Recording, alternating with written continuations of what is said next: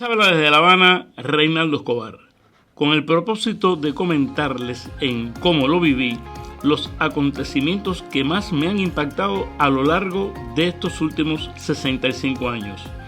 Estas no son mis memorias, aunque sean memorias mías. Entre los hechos que más repercusión han tenido en mi vida y que puedo ubicar temporalmente en una segunda semana de octubre, se encuentra, sin discusión alguna, la muerte, el asesinato de Ernesto Guevara, el Che. La muerte en Bolivia del señor Ernesto Guevara ha tenido muchos relatos, muchos testigos, muchas versiones. Lo cierto, hasta donde más puedo llegar yo de conocimiento de esa historia, es que fue el general Barrientos, a la postre jefe de gobierno en ese país, quien dio la orden irrevocable de que el señor Guevara tendría que ser eliminado físicamente. Se le echa la culpa a un cubano que fue agente de la CIA durante mucho tiempo y que se llama Félix Rodríguez, más conocido como El Gato. Y Félix Rodríguez cuenta que él no mandó a matar a Che, que él fue la persona que recepcionó telefónicamente la orden del general Barrientos de que había que eliminar al señor Guevara. Cosa que estaba en contra de la opinión del gobierno de los Estados Unidos, del cual era portavoz El Gato, y porque Estados Unidos tenía la intención de montar a Guevara en un avión y para poder interrogarlo, llevarlo para allá o interrogarlo en Bolivia. Es decir, lo cierto es que siempre he creído que toda esta figura edulcorada y convertida en una especie de santo revolucionario que tiene todavía el Che Guevara se debe a la orden que dio Barrientos, bueno, y también a la foto que le hizo Cordano, que parece un santo.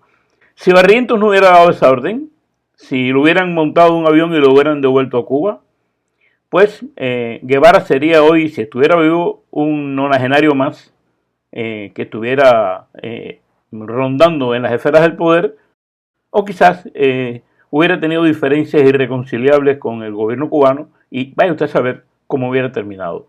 Lo que sí sé que si no lo hubieran matado, si no lo hubieran asesinado, porque realmente lo mataron sin un juicio y eso es un asesinato, no sería la figura que es. A la mayoría de los cubanos que teníamos 20 años o alrededor de 20 años en el instante en que ocurre la muerte de Guevara, aquello nos pareció realmente algo que nos conmovió, porque Guevara tenía una reputación muy, muy alta dentro de la estima de la propaganda que hacía el gobierno cubano. Pero la verdadera repercusión la tuve mucho tiempo después. Y fue cuando cada 8 de octubre, porque su muerte está registrada el día 9, durante muchos años se estableció el día 8 como el día del guerrillero heroico, pues cada 8 de octubre en las escuelas cubanas se da el proceso de que los niños que llegan a determinada edad reciben, si son muy pequeños, la pañoleta azul que los convierte en pioneros.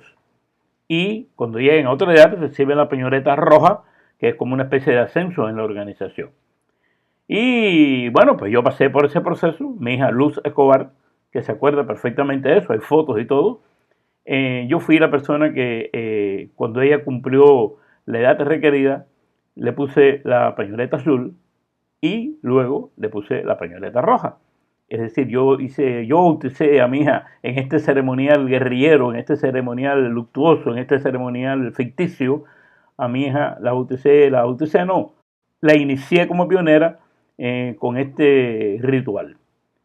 Así viví yo la muerte de Che Guevara. Es decir, así la he estado viviendo en esos momentos y luego me pregunto muchas veces qué haber hecho, ¿no? Haber dicho, no, mi hija no se pone pañoleta. Bueno, no sé, yo no sé, no tengo la idea clara de si eso era lo que tenía que hacer o no. De todas maneras, aquellas pañoletas colocadas en el cuello de mi hija no impidieron que se convirtiera en una periodista independiente y que aún hoy, en el exilio, sigue denunciando las atrocidades de la dictadura cubana.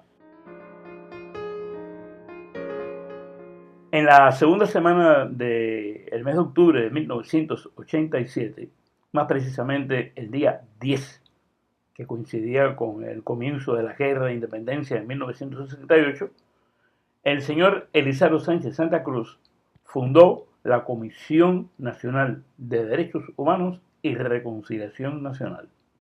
Desde mucho antes, Elizardo Sánchez ha desempeñado en Cuba una labor de defensor de los derechos humanos. Él un tiempo fue profesor de la universidad y bueno, empezó a convertirse en un disidente desde la izquierda, es decir, desde los grupos socialdemócratas que se crearon en Cuba a comienzos de la década del 70. El recuerdo que tengo de esto es que durante casi 2 años yo viví muy cerca de la oficina de Elizardo, es decir, él tenía su oficina y su casa en la calle 21 entre 36 y 38 en Playa. Y yo vivía al doblar, es decir, en 36 entre 19 y 21. Y la familia que me acogió, una familia a la que le agradezco haberme recogido cuando no tenía dónde vivir, mi amigo Luis Pérez y su hermana Marta. Y recuerdo que ellos siempre me advertían, ten cuidado ahí al doblar de la esquina, que ahí vive el hombre de los derechos humanos. Claro, esta advertencia no me la hacían porque ellos pensaran de que este señor era una persona peligrosa, que él fuera a hacerme daño, ni mucho menos, sino porque era frecuente que frente a la casa de Elizardo se parquearan patrullas de la policía para llevárselo detenido, que hicieran registros en su casa, que le decomisaran documentos, que lo golpearan incluso. Y esto es algo que había que tener en cuenta antes de decidirse a pasar por esa cuadra.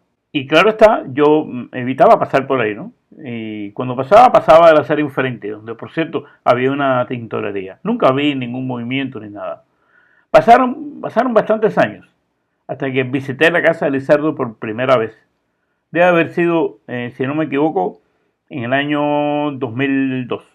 Confieso que desde que me acerqué a la casa estaba muy atento, por no decir atemorizado, mirando a todas partes. Habrá una cámara, me estarán mirando, ¿qué pasa cuando salgo de aquí? Me van a detener.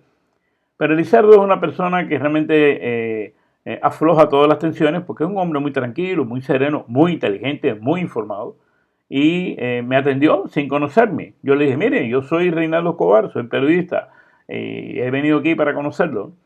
Y realmente me atendió como si fuéramos amigos de toda la vida. Para mi sorpresa, Elizardo estaba informado de mi despido del periódico Juventud Rebelde, sabía que en la Biblioteca Nacional yo había participado en una especie de sublevación pacífica que tuvo lugar allí en 1991 a raíz de los acuerdos del cuarto Congreso del Partido Comunista. Y que, bueno, en fin, estaba al tanto, me conocía, sabía de mi existencia y se interesó mucho en qué estaba haciendo yo y qué pretendía hacer a partir de ese momento.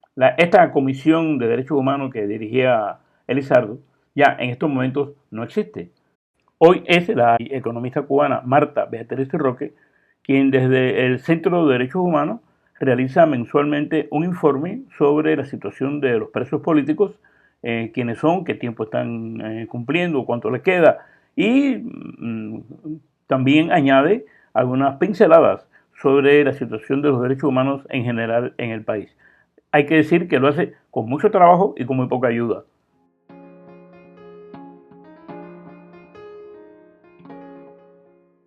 Para el próximo viernes vamos a recordar algunos detalles del Día de la Cultura Nacional que se conmemora el 20 de octubre. Y además de eso, invito a hacer una reflexión sobre cómo se originó esa consigna que dicen los pioneros, que dice, pioneros por el comunismo, seremos como el Che. Bueno, lo veremos el próximo viernes. Así me despido, esperando encontrarme con ustedes aquí en Como lo viví, cada viernes de este 2024.